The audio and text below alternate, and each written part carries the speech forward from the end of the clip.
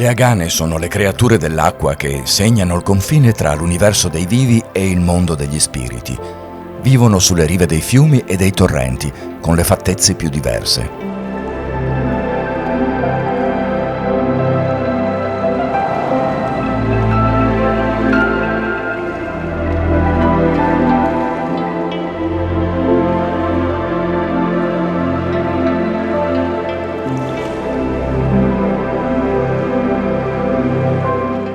Dicono di noi che siamo creature affini alle ninfe. Qualcuno ci descrive giovani, belle e seducenti. Forse siamo entrambe le cose. Siamo soprattutto le agane, le fate protettrici dell'acqua.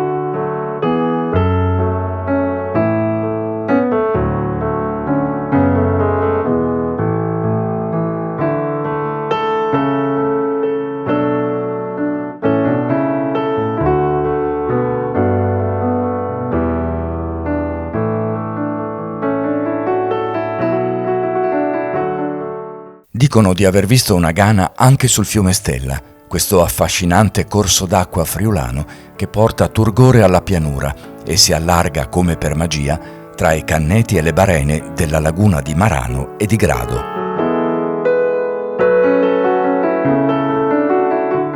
Dalle prealpi friulane, le acque superficiali dei torrenti che scendono lungo i canaloni dalle montagne verso il mare Adriatico sono le protagoniste di un singolare fenomeno idrogeologico. Nel loro lento ma inarrestabile cammino, le nervose correnti d'acqua si incuneano tra le pietre e i ciottoli colorati, scomparendo improvvisamente nel sottosuolo, all'ombra delle zone collinari moreniche friulane. L'acqua si separa dunque dalle montagne, inghiottita dalla terra, grazie all'esito di un complesso lavoro alluvionale che si ripete da milioni di anni e in cui il fiume Tagliamento si ritaglia un ruolo di prim'ordine. È nella stagione primaverile che la piovosità raggiunge il suo apice e grazie alle intense precipitazioni ogni piccola risorgiva di pianura trova il suo naturale equilibrio tra i fiori e gli insetti.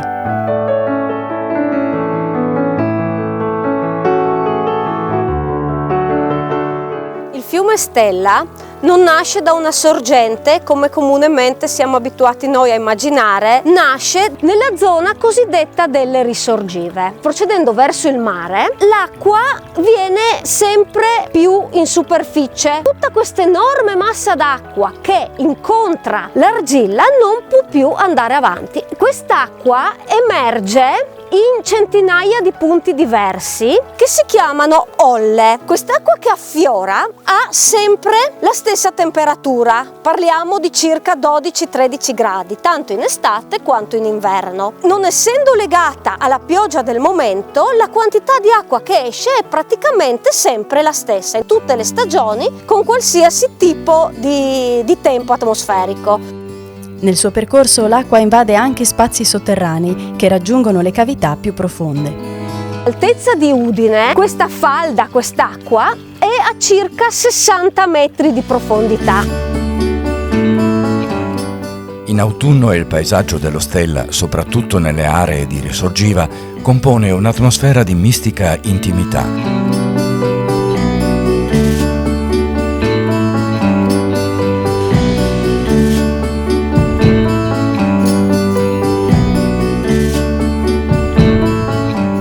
In questo periodo le olle di risorgiva sono più visibili e mostrano con maggiore chiarezza la gran quantità di materiale organico che si accumula dentro all'acqua.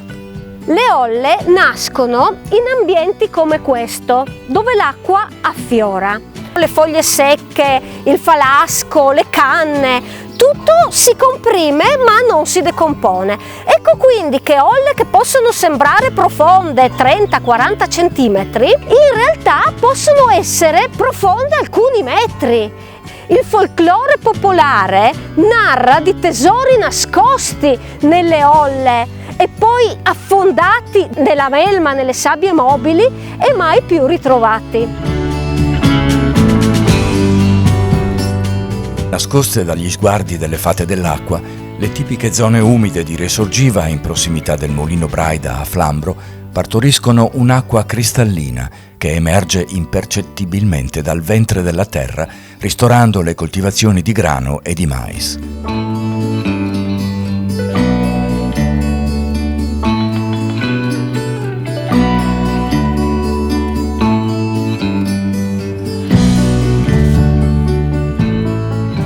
Nei ruscelli mi diverto a rincorrere le bollicine d'aria che raggiungono la superficie, come teneri messaggeri di pace, tra i fili d'erba e le foglie colorate che ondeggiano lentamente dentro la corrente. Legato al fenomeno delle olle c'è un ambiente particolare, quello delle torbiere alcaline. Quest'acqua fredda e povera di ossigeno che allaga la zona circostante alle olle impedisce la decomposizione del materiale organico che si accumula negli anni e si carbonifica, formando strati di torba che man mano si accumulano. Risultano sempre inzuppati d'acqua e sono una nicchia ecologica estremamente rara nel panorama italiano ed europeo per numerosissime piante rare e rarissime. Accanto a queste piante endemiche che trovano il loro luogo di vita soltanto qui, troviamo anche i cosiddetti relitti glaciali, cioè piante arrivate nella pianura friulana ai tempi delle glaciazioni, quando le nostre zone avevano il clima della tundra artica. Queste piante sono sopravvissute proprio per il freddo costante che quest'acqua di risorgiva mantiene durante tutto l'anno. I terreni imbevuti di acqua sembrano spremuti da una forza sconosciuta e in molte zone sono ben evidenti le polle trasparenti che mostrano la continua risalita dell'acqua con un'infinità di bollicine d'aria trascinate verso il cielo dai meccanismi che governano questo singolare fenomeno in carenza di ossigeno. L'acqua purissima e cristallina di questo fiume mi affascina, scorre lenta in mille rivoli e apre le porte a un dialogo con gli alberi. Sembra un suono lieve e rilassante che libera i pensieri e mi induce all'ascolto di un mondo spirituale profondo. È qui che sboccia la magia delle emozioni e qui lentamente lo Stella comincia a prendere forma. A pochi passi dalle sue rive, le eleganti architetture della Villa Manin di Passariano, dimora dell'ultimo doge di Venezia, evocano gli sfarzi di un passato ricco di storia e di vicende umane. Le innumerevoli rogge di risorgiva che disegnano la rete idrica dei dintorni alimentano anche i canali dei pochi mulini rimasti ostinatamente fedeli alla macinazione dei cereali.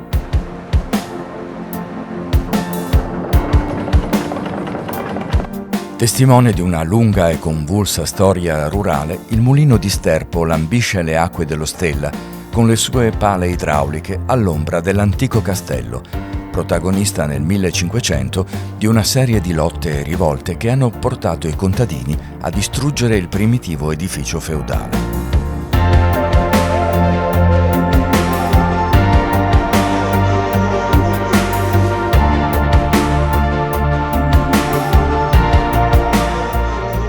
In questa area pianeggiante i pioppetti arricchiscono parte delle insolite prospettive e si traducono in affascinanti geometrie. Sono alberi che conferiscono al paesaggio una personalità ordinata, marcata nei giorni ventosi dal tremolio delle foglie e dai colori accesi che accompagnano le stagioni.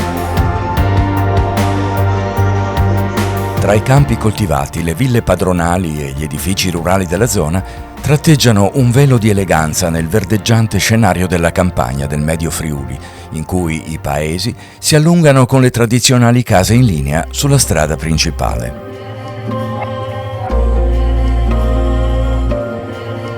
La corrente dello Stella è un delirio di movimenti lenti e capricciosi, all'ombra dei boschetti di salici, carpini, frassini e roverelle, sotto ai quali le agane sono state viste affilare la lana o a lavare i panni della gente del paese.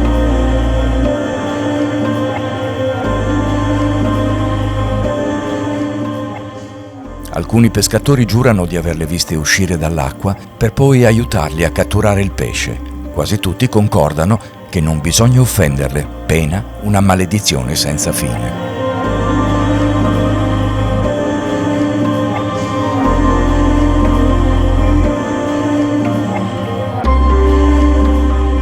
Stella nasce a soli 25 km dal mare. Man mano che raccoglie acqua dalle rogge e dalle numerose olle, lo Stella in pochi chilometri diventa un fiume. A Sterpo lo Stella è un rigagnolo profondo pochi centimetri, mentre qui ad Aris è già un bel fiume con una portata di 25 metri cubi al secondo. Ha bisogno in qualche modo di sfogare la sua energia. Non potendo scavare una valle, ecco allora che allunga il suo percorso creando delle curve, dei meandri. Il fiume è naturale, non ci sono argini, non ci sono cementificazioni, non ci sono opere dell'uomo.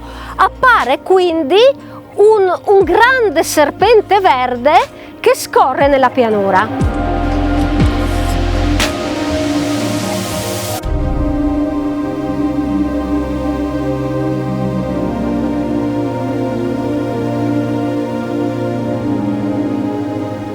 In una spaziosa ansa del fiume, il piccolo borgo rurale di Aris custodisce un vecchio mulino, l'antica chiesa, i fabbricati dei contadini, ma soprattutto la grande e scenografica Villa Ottelio, che in autunno si ammanta di colori e atmosfere particolarmente suggestive. L'edificio ha ispirato la famosa storia d'amore di Giulietta e Romeo, la cui protagonista, sposata ad un nobile Savorgnan, ha effettivamente dimorato nella villa.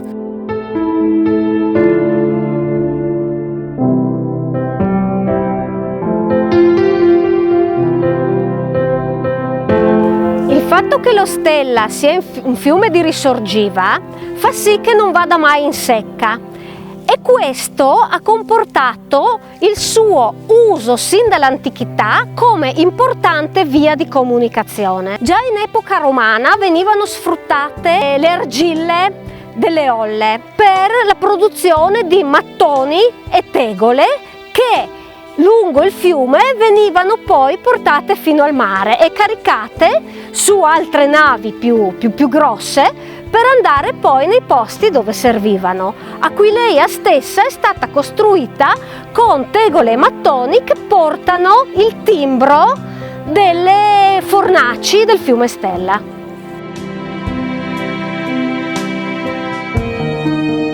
Costruito nel 1200 dalla famiglia Vrusperg, il castello è stato rimaneggiato nei secoli successivi dalla nobile famiglia Savorgnan, che dalla Serenissima ha avuto il monopolio nel commercio del tabacco e soprattutto del sale, un prodotto che all'epoca era considerato particolarmente prezioso. Veniva scaricato e immagazzinato. Sul retro della villa ci sono ancora gli antichi magazzini del sale. Qui giungevano poi i mercanti che a caro prezzo compravano questo sale per commercializzarlo in tutto il Friuli. Successivamente il castello non serviva più e i Savorgnan lo hanno trasformato lentamente nella villa che noi vediamo. Nelle campagne circostanti, i terreni mantenuti in un eccellente livello di fertilità sono il tesoro di un'agricoltura molto curata. Le grandi bonifiche idrauliche della Bassa Friulana, che hanno interessato anche le zone adiacenti al fiume Stella, risalgono agli anni 30. Prima di allora il territorio si presentava paludoso e insalubre a causa della malaria che era diffusa nella maggioranza delle zone intorno alla laguna. Inoltre, la sua giacitura, simile a quella dei Paesi Bassi, era ben al di sotto del livello del mare. Quello delle bonifiche è stato un lavoro ciclopico, al quale ha contribuito a suon di pala e piccone un elevato numero di braccianti e di cosiddetti scarriolanti. La fitta rete di canali e di fossati scavati praticamente a mano ha sottratto alla palude circa 70.000 ettari, distribuiti su 35 comuni, in cui il mais, nel bene e nel male, ha rappresentato il cuore delle colture intensive. Per quanto la macchina venga in soccorso alla coltivazione, la vite resta ancora vincolata alla sapienza e all'intervento dell'uomo durante molte delle fasi della sua crescita, che nei vigneti della Bassa assumono valenze importanti soprattutto per le qualità di alcuni vini, che dalle caratteristiche del terreno traggono sapori e profumi particolari. Man mano che il fiume si avvicina al mare, i paesaggi acquistano un orizzonte sempre più vasto, ma nascondono anche piccole perle che la storia ha inserito nella loro essenza. Nel suggestivo e quasi disabitato borgo rurale di Chiar Macis, nella chiesetta dedicata a Sant'Andrea Apostolo, eretta probabilmente nel 1200, è venuto alla luce un antico disegno che descrive una nave da guerra sulle acque dello Stella, a conferma della sua navigabilità fin dai tempi remoti.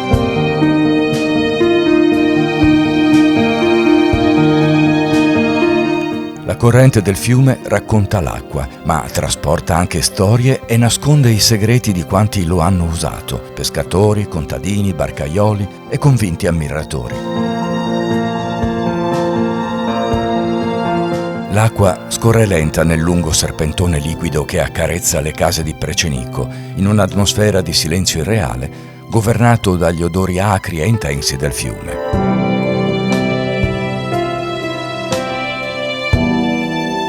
Canneti impenetrabili, erbe decomposte e sponde argillose ombreggiate dalle fronde di aceri e frassini sono interrotte dai minuscoli banchi di sabbia grigiastra che scivola dentro all'acqua.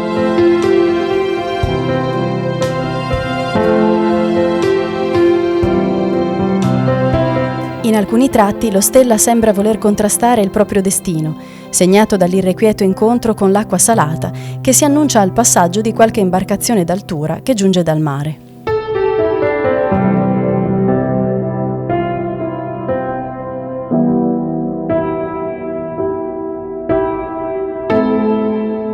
Meandro dopo meandro, il fiume da Aris prosegue verso sud, allo stato del tutto naturale, fino all'altezza di Titiano, dove c'era un antico porto fluviale romano e dove adesso c'è la chiesetta dei Cavalieri Teutonici. In quel punto la portata è già di circa 100 metri cubi al secondo. Vorrei rimanere ancora un po' tra le curve imprevedibili di questo fiume. Mi ricordano la libertà di andare lungo i sentieri ignoti del tempo. Tra i meandri disegnati dallo Stella si innestano spazi naturali piuttosto nascosti. In molti casi l'acqua diventa immobile, morta, solcata soltanto da timide correnti che ne rallentano il viaggio. In poche decine di chilometri, il solco serpeggiante del letto fluviale, che collega il mare all'entroterra, si approfondisce nel suolo per circa 5 metri, raggiungendo in alcuni tratti anche i 12 metri.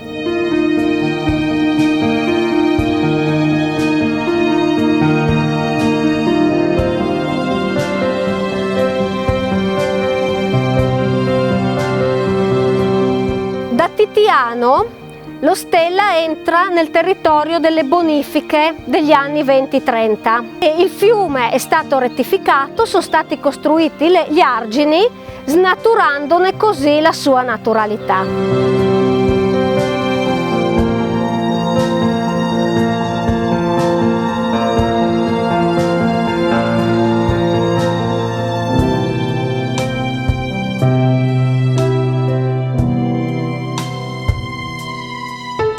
Nonostante le grandi opere di bonifica e gli interventi idraulici che hanno cambiato i connotati delle aree rurali tra Piancada e Muzzana, i resti della Silva lupanica, ovvero dei boschi planiziali che in epoca romana ammantavano gran parte della bassa pianura, sono rimasti miracolosamente conservati proprio a ridosso della laguna.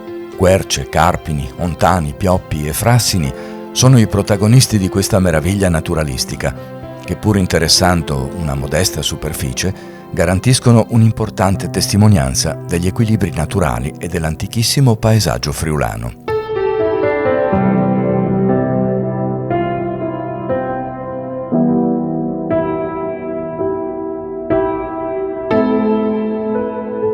La navigazione del fiume consente di apprezzare la sua notevole biodiversità.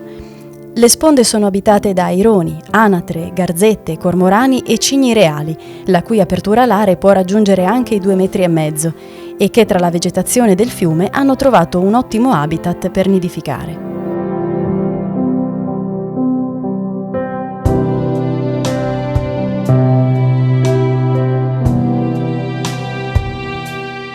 Nelle acque più tranquille, le carpe e le tinche trovano le condizioni ideali per vivere e riprodursi.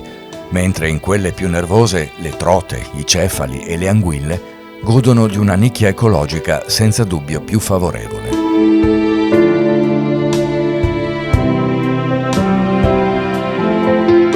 L'orizzonte si apre sotto un cielo sempre più vasto e il fiume procede serpeggiando tra gomiti e rettilinei in direzione del mare. Sono gli uccelli i veri padroni di questo comprensorio, che si inoltra nel dedalo di isolotti della laguna di Marano.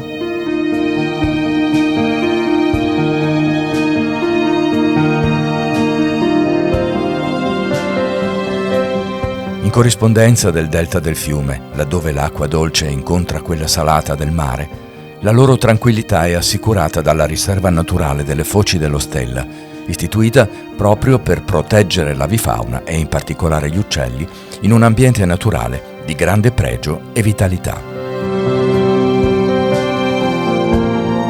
Ancor prima di giungere in laguna, il fiume accoglie diverse specie di volatili: cormorani, folaghe, picchi, gallinelle, pavoncelle, anatre e il mitico martin pescatore sono i comuni inquilini del delta, che si muovono su questo placido palcoscenico in relazione alle stagioni e alle migrazioni. Lascio al fiume un segno del mio passaggio in queste acque che ho percorso in solitudine.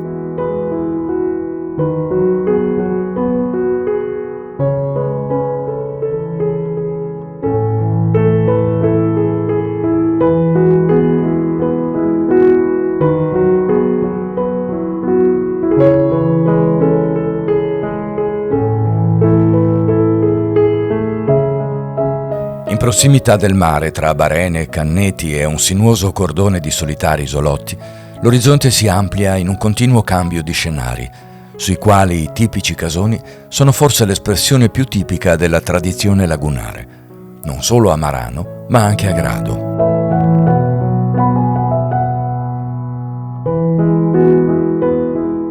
In questi provvisori rifugi, fatti di canne e di legno, i pescatori trovavano riparo dalla bora e dal freddo durante la propria attività in balia delle maree e nelle acque poco profonde della laguna.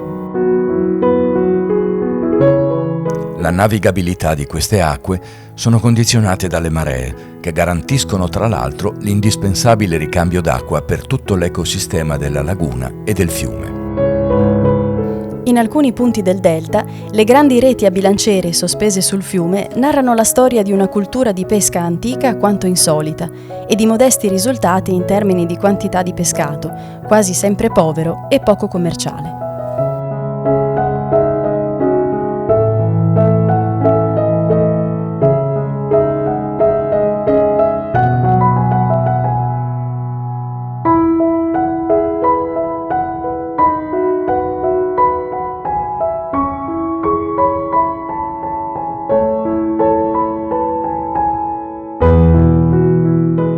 La melodia della solitudine si ammucchia tra gli alberi del fiume.